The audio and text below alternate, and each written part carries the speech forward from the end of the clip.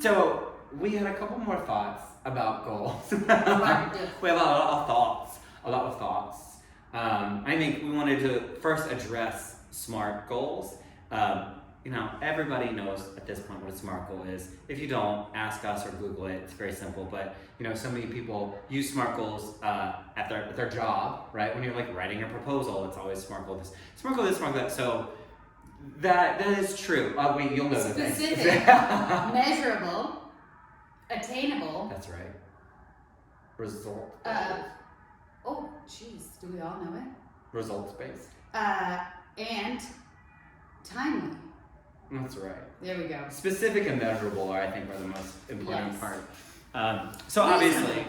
Obviously, specific, reasonable, measurable, attainable, reasonable, timely. Sometimes it is really good to go back and review because we think we know something. That's true. So in terms of, again, our purposes, definitely specific, definitely measurable, most important, and then the other ones as well. But what we wanted to talk about, I'm going to turn it over to you, is these tendencies that we were talking about while we had a little break. Yeah. So, and then here on our pot do, Coach Couch Talks, Dad, with some new names. Leave your reviews in the comments below. But we were talking about, so when we talked about the stages of change in the last one, and then also now SMART goals. So like we're thinking about our goals, we can break them down into these more detailed nuances so that way we can make sure that we achieve them, because the brain likes to achieve a goal. If you set a goal that's way too lofty or way too unreasonable and you don't hit it, it's not going to feel that good and your brain's not going to want to keep going towards that. So you want to keep propelling yourself forward with SMART goals, but also looking through a lens of fundamental tendencies.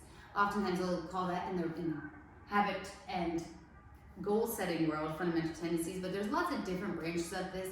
I also really enjoy the Enneagram, and it's really just being able to like look through your lens of who you are as a person and how you see the world and how you also like have your own expectations of the world and of yourself. So that's both external expectations and internal expectations. So some of the baseline ones are going to be someone like a questioner. They will need to like know all the answers and kind of have a lot of questions about something before they're ready and willing and able to do it.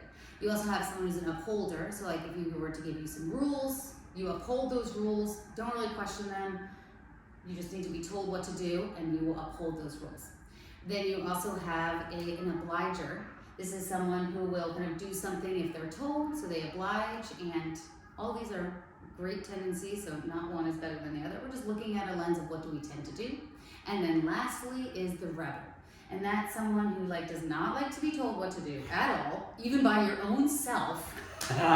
It's like you have to be ready. And so just being able to, and we can have even a little bit of all of those tendencies inside of us at all times. And just once again, going back to the theme of compassion, of when we're using a language about ourselves and how we're setting goals. And that if I'm a rebel and I wasn't ready to make change because I just wasn't ready, and it wasn't, I could know it is a good idea, I could be told it's a great idea, but until I'm ready to make the change, it's not gonna happen. And then when I am ready, boom, I'll be ready to do it. Or if I'm a questioner, I might need to spend a little bit more time in my planning phase going over questions, right? Or if I'm an obliger, finding out how I'm going to be obliging myself to my goals and how I can be learning and listening from others. And so all of these, once again, fundamental tendencies, just being able to help you look through the lens, to help you plan better for your goals. And so that way you can kind of set up your own expectations of yourself and of the world around you for success. And then the other nugget I loved was, can you talk about the visual, like the research around creating a visualization? Yes. So this one specific research study had people use a visual target. So they started to link up not only our, a visual inside of like what our goal is, and we can kind of like see our goal in our mind's eye, but also having a visual target. The accuracy of, they were essentially kicking a ball to a target. The accuracy was 20% increased, right? Seems pretty obvious that you don't, like to have an increase just by having something to look at, but you can layer that into your own planning of like, how can I have some preset visuals? This might be a couple post-it notes around, whether it have a sentence or whether it be, like your goal itself written out. You can also do things like people write on their mirrors or have an alarm on their phone that will go off. And those can be triggers that can help cue you to remind you about your visual target. And you can also have your own visualization target. So when I want to run or when I'm getting up to go to the gym and I don't want to, do I have a strong visual target of going back to that question in the first one of where is it that I want to go? What do I want to have? Who do I want to be? What is this goal? Where is it really taking you?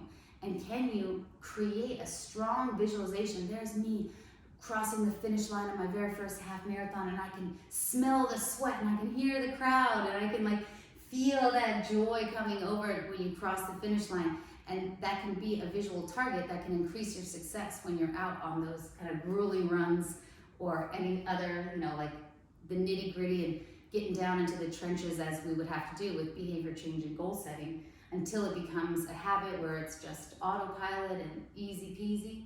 We're gonna have to have something that we can call upon that can help keep our focus clear and our end in sight. I love it. Yay! Yeah. Well, hopefully once again, all these goal setting techniques and tips help you be a little bit more compassionate with yourself, set reasonable goals that are attainable, and that will lead you going into finishing up this 2022 or whatever year you're watching this video. And as always, if you have any questions or want to talk further with JJ and I about goals, we're here for you.